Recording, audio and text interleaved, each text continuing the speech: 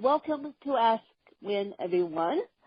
This morning I have Sherman with me, and how Sherman and I met, I didn't even know that Sherman had a podcast until I contacted him on LinkedIn, of all places, and then he sent me something, wanted to be on my podcast, and of course, I take the opportunity, the journalist that I am, I take the opportunity every chance I get to share my story and inspire others and all that good stuff.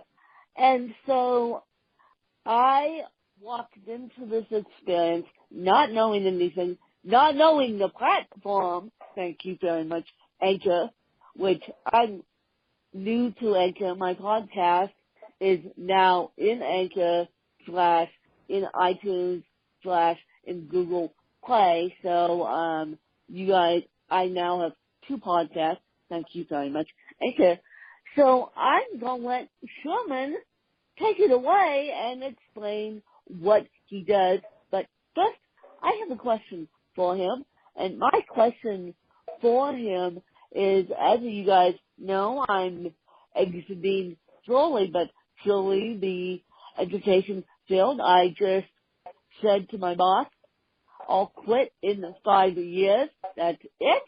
By that time, I will have the fashion journalism degree. But my question to Sherman is, now, how do I explain what I do? Because a lot of people look at content creators like they have 2 heads when they say, I've created content and make money off my content. Okay. So ultimately, for you, the question really is how do you share with people what you do at work? Yeah. And so I think for a lot of, in the world that we live in right now, the best way to answer it is just to show people. So we live in a show me world, and some people take that opportunity. Then what they'll do is they'll show photos of their food or just take selfies of them at different events. And I think when you start using it for, let's just call it what it is, your reputation, what you are and who you are, you have an opportunity then to share with the world, this is who I am. And so it can take away from this question of what do you do if they can already see it. So I think there's a huge opportunity. Obviously, you're on a podcast. Your audience already knows what you do, right? You interview people, you find out their story, and you share that with the world. And then so if people are unfamiliar with that podcast, you can use Instagram, you can use Facebook, you can use Twitter as basically teasers to that podcast. And so I know that some people, they want to know basically how do you make money. Does it really matter? I think we're all aware of how celebrities sometimes make money, but sometimes we don't, right? Like The Rock used to be purely an entertainer as a wrestler, and now all of a sudden he's just an entertainer. And so that can go, we don't mind if we see him in the big screen. We don't mind if we see him endorsing, a nutritional supplement, because we know who he is, and we don't really, I think people are more interested in who he is as an individual, not necessarily stuck on what he does. And so then if I'm in your position, I would be leveraging social media just to share with everyone who I am. And by people that are interested in your content, they'll be able to figure it out. Yes. And now, if you guys go to the crazyasian.com, you'll find Sherman's podcast there, and he, of course, accepts guests like yours truly. And one of the most interesting podcasts I found on your end was the Facebook ROI, which means return on investment. And do you want to share the love note story about Facebook And this is Yeah. how I said Yeah. you can write a book on Yeah. Facebook, practically, if you want, because you have an interesting story on Facebook. I was personally blown away. I was like, whoa! I didn't know you could do this, but obviously you can. And because of what's going on with Facebook right now and the Cambridge Analytica kind of thing, I'm personally off Facebook. You guys know that by now.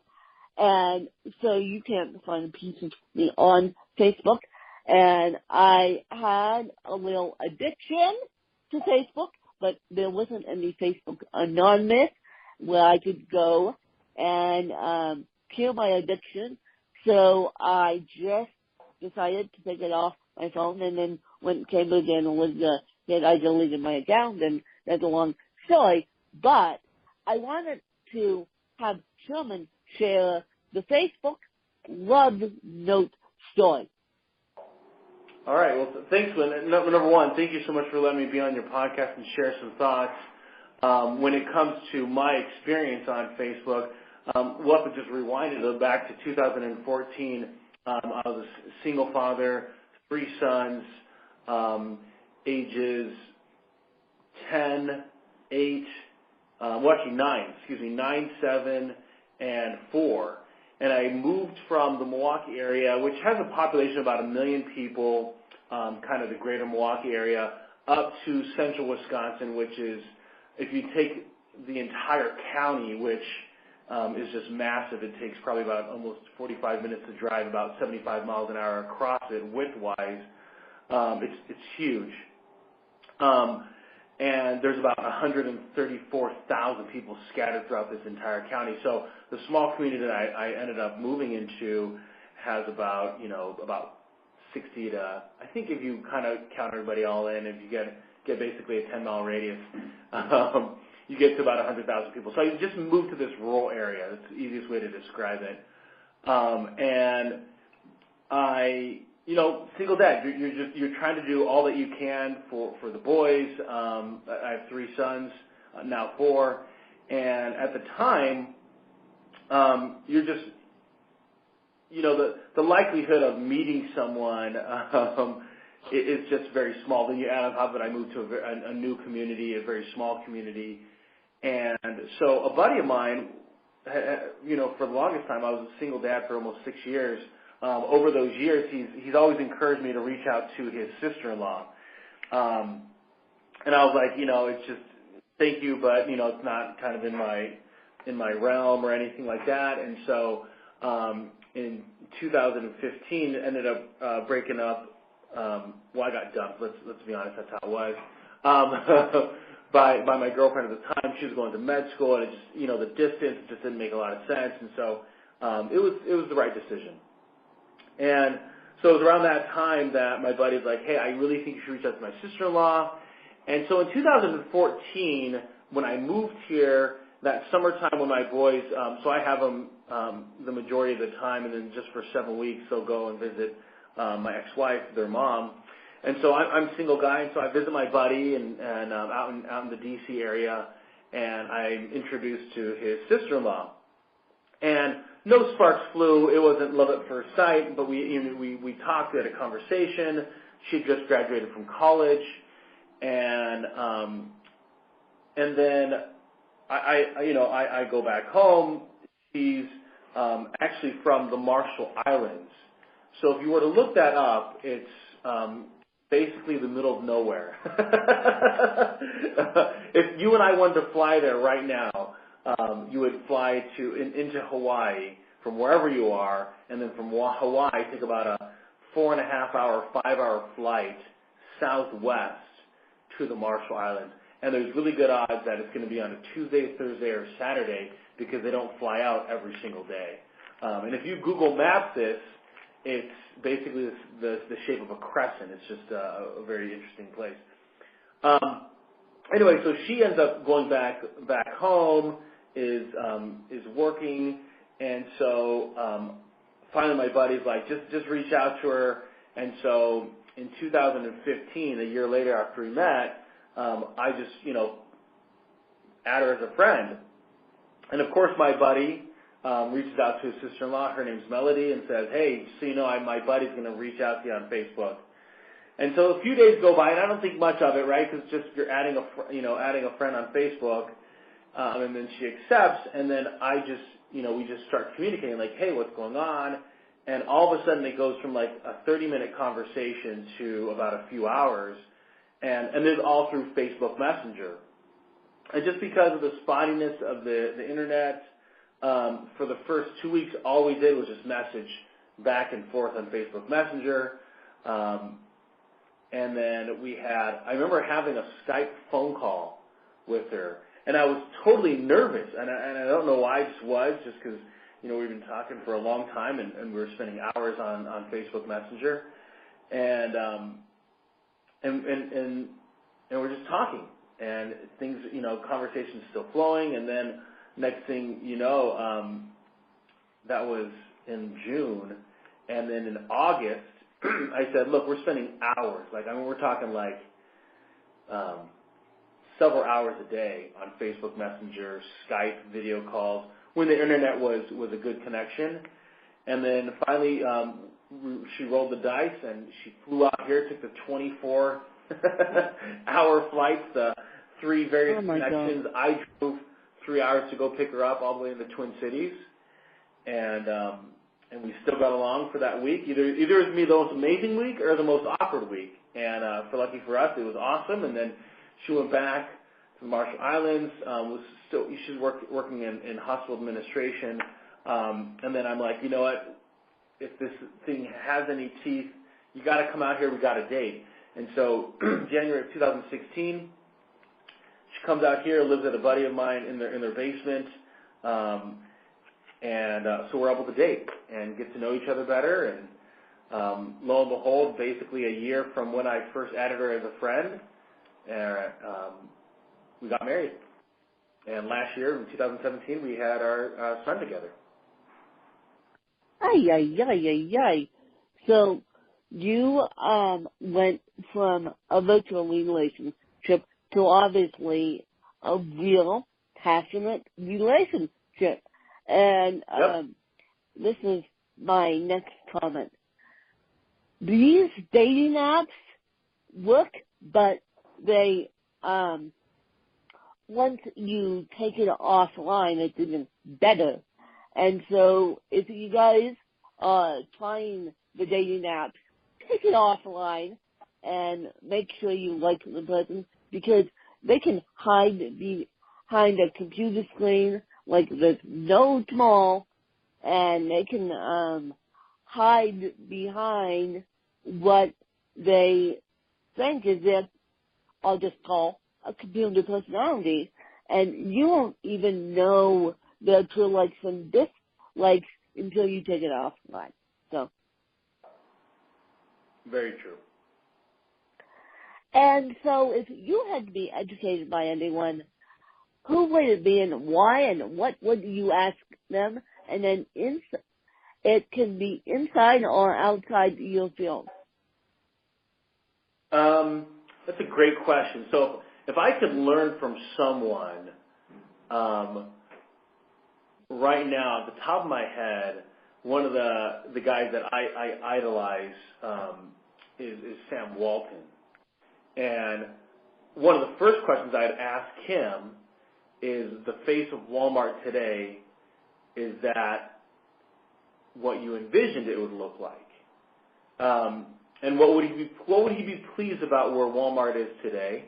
And mainly, I'm fascinated by that because if you read the book Made in America, which is a biography on Sam Walton and how he built Walmart, it seems like it's an overnight success, but he started this back in the 1940s when he had one or two and with his brother, and then actually went door to door to sell private stock to all these people in Arkansas in order to make payroll. And there was, he had actually thought about shutting it down because it wasn't taking off. And so I'd love to be able to. I love that passion, that persistence beyond what you could see.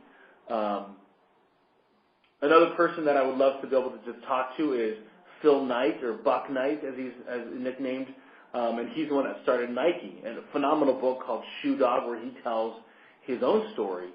And the question that I'd love to ask him is, what made him persevere for a decade selling shoes when jogging and running wasn't like it is today, when it was going to track meets and college meets? What made him think about doing that? Like, why? So that's kind of where I'm really empowered by people's stories and really like to hear why they do what they do. So I have a question for you. And why did you start your podcast? Why do I what? Why did you start your podcast? What Great, you want to great get question. into this podcasting field? So I started my podcast because I know that I enjoy listening to things in an audio format, and my why, for me personally, is to leave a legacy by positively impacting people. And so I wanted to make sure that my footprint digitally was a positive, just a positive posts, positive affirmations out there. And so as I was, on Facebook and Twitter and Instagram, and I was doing some BeLive interviews, I knew that a podcast needed to be there. And I had heard Gary Vaynerchuk talk about Anchor, and after I saw that, I think it was in a tweet video, and so I immediately downloaded the app and then recorded, and that's how it got done. And so I realized that quickly, though, just like any format of communication, people aren't going to consume you 24/7. I think ego-wise, we want people to consume us to that degree, but it's just not going to happen. And so what I ended up doing was creating themes, things that I'm passionate about, in order on my podcast, so that way people could just listen to what makes sense for them. So, Monday's leadership, Tuesday's career progression, Wednesday's motivation, Thursday's social media, and then Friday I finish it off with personal development. So for you, if you have no interest in leadership, you don't need to listen to my podcast on Monday. But if you do have interest in leadership, listen to Sherman's podcast on Monday, or if you do have something else you like, listen to Sherman's podcast on the day he is doing it. Because I have to tell you something. You are a very good interviewer. Trust me, I know this because I've been on Sherman's podcast because he interviewed me about my books and very in-depth on what I was doing. And as I said, I was scared enough to use Anchor. Like, Anchor? I don't know what Anchor is. But Sherman walked me through it. And so there's another platform that you guys can start a podcast from on your own, from your phone. It doesn't need to take all this fancy podcasting equipment, although the fancy podcasting equipment is great.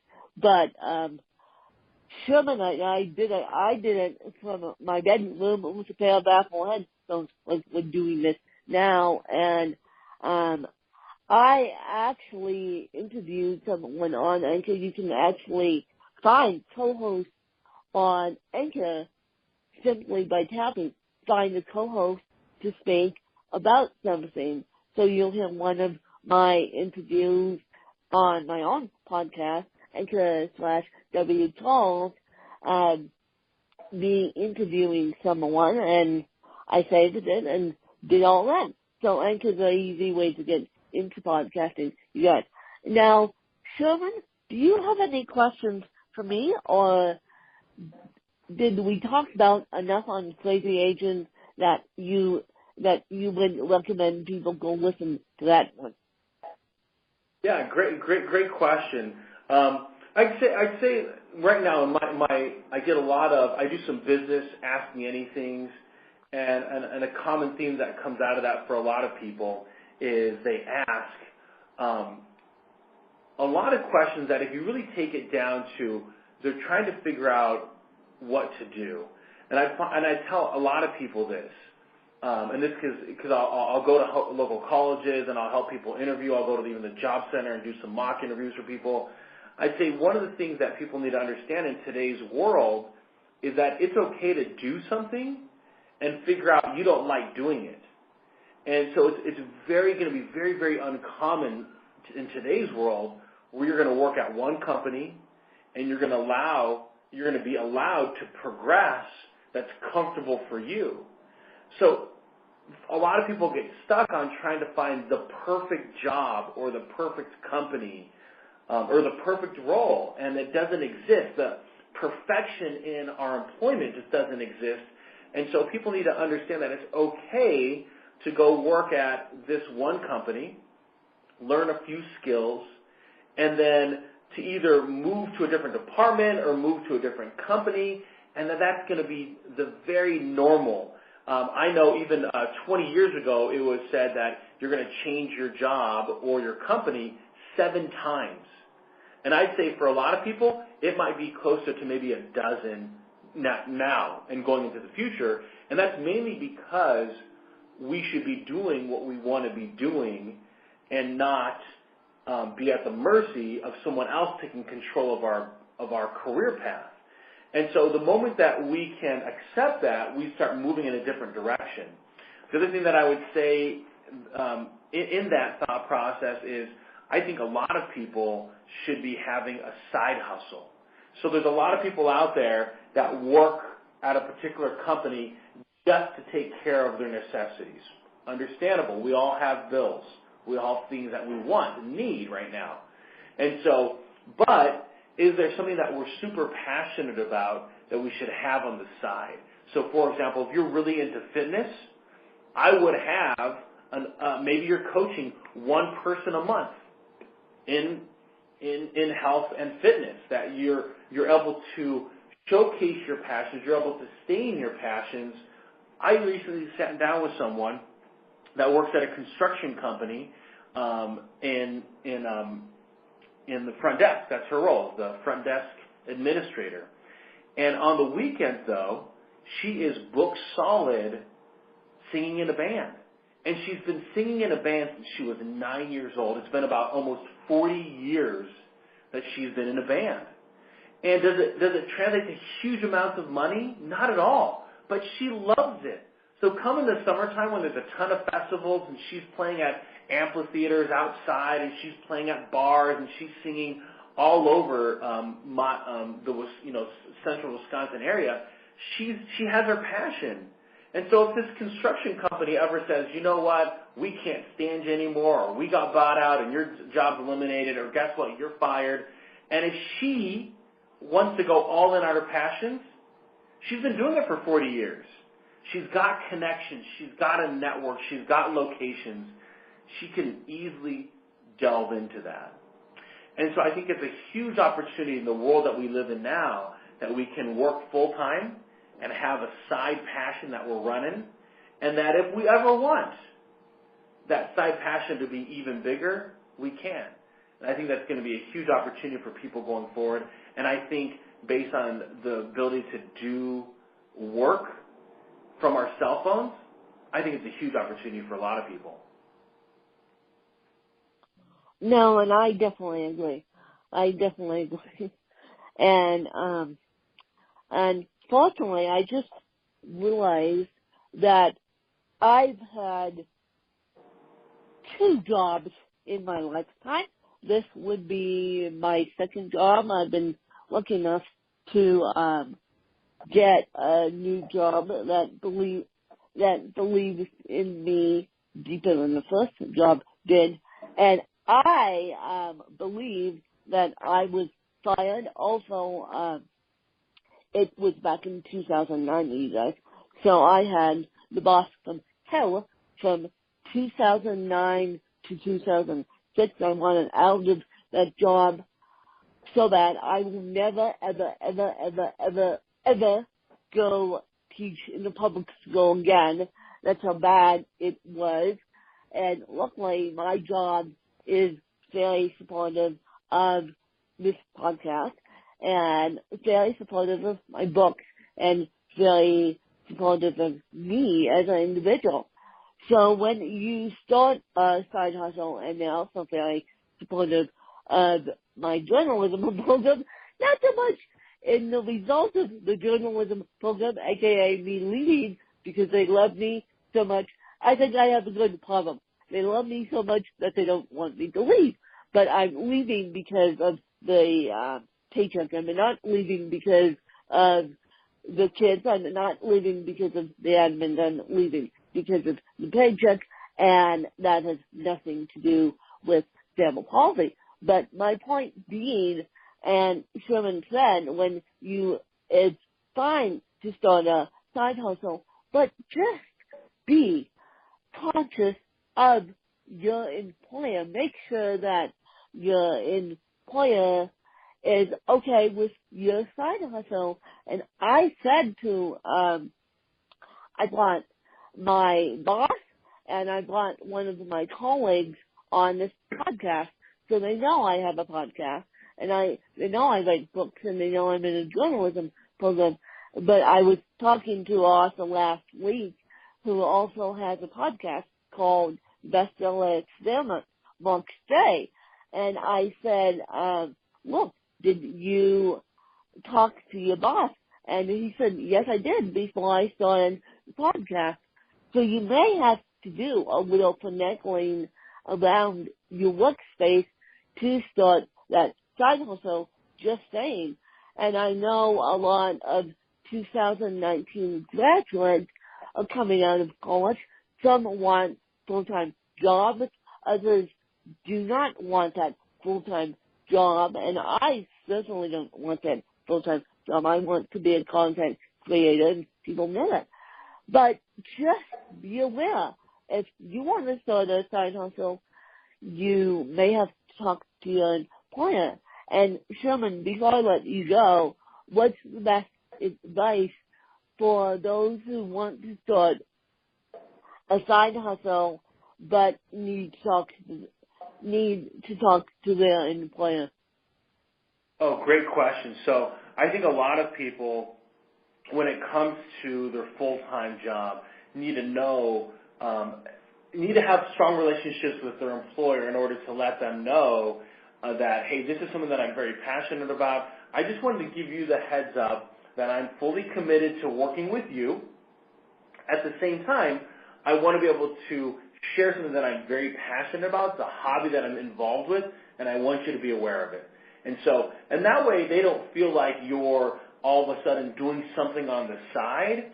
Even though you are, you're just giving them the heads up. So even if, let's say, I worked as a barista at Starbucks, and I worked there full time, and then but on the weekends or at night, I would let them know that, hey, just to let you know, I bartend at the night at a different place, or on the weekends I bartend because I really enjoy serving people. And so I'd let them know that that's just what I'm doing, not as a way, just to more or less be transparent about what I'm doing. At the same time, if, let's say, I don't feel comfortable in that kind of setting, then I might want to just explain it to people when I'm doing my side hustle, especially if it's public, right? So if I'm leveraging Facebook or Instagram, and I'm also connected on Facebook or Instagram or LinkedIn with other colleagues, I want to give them the heads up of who I am outside of work. And so if I don't feel comfortable with that kind of conversation, maybe I need to talk to someone in human resource management just to give them the heads up and just to let them know that I don't feel comfortable talking to my manager because I don't want them to overreact. Because some employers feel like you need to devote like every waking moment to them, and I just think that that's almost silly and selfish. A lot of times, when we have these conversations with employers, it becomes necessary to say, you know what, this is who I am, kind of 8 to 5, 9 to 6, or whatever our hours are. And then after that, I'm going to focus on me, and that's going to be a little bit of this, basically this, let's call it a side hustle, but really what it is, it's another part-time job, right? So that's kind of where I come from.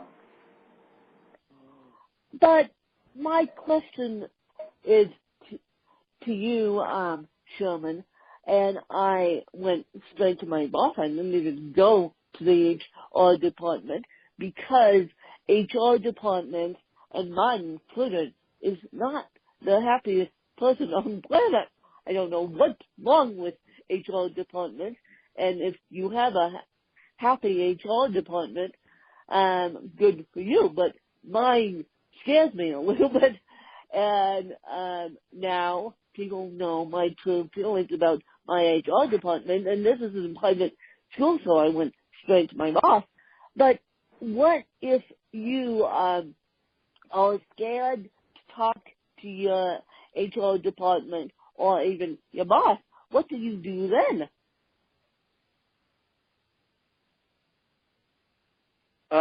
Yeah, that's a really good question. I think if I'm an organization that's I don't want to call it toxic as much as it might be just disorganized. It might be even more important for me to be able to do my side hustle or to look for a different organization. I think that if I don't feel comfortable to be able to go to people and talk with them about who I am, then I'm not at the right organization for me personally. Other people don't mind going to different institutions, to their jobs, and kind of clocking in and clocking out and just doing their thing and leaving. For me, I care about people and human relationships more than being able to have that kind of passive interaction. Yes, and I appreciate you coming on my podcast and you sharing your wisdom, and we'll have all of Sherman's information in the show notes. Go check out The Crazy Agent in iTunes. I know it's in iTunes. It has to be in iTunes. And go check out the app Anchor, and go, I believe Gary Vee has a podcast. Gary Vaynerchuk has a podcast. So go follow Gary Vee on Twitter. He's a really motivational guy. He actually posted a video yesterday about living your dreams after college graduation. Don't go strictly to the full-time job. Start the company if you want. And so that really inspires me, and of course it landed up on my Twitter. So I want to thank Sherman for coming on my podcast and sharing his wisdom. And then we will have all Sherman's information in the show notes. My show notes are pretty good. They're even getting even better. So I thank you guys for all your love and support. And just let you know, I'm actually free as a bird as of this Saturday because my program is over for the spring semester. And so I'm super excited about that I can get back to my own work.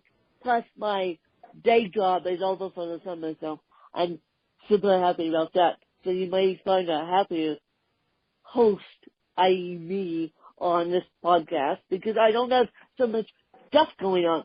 But enough about me. I thank Sherman for coming on my podcast and sharing this story. Thanks to you guys. Thank you.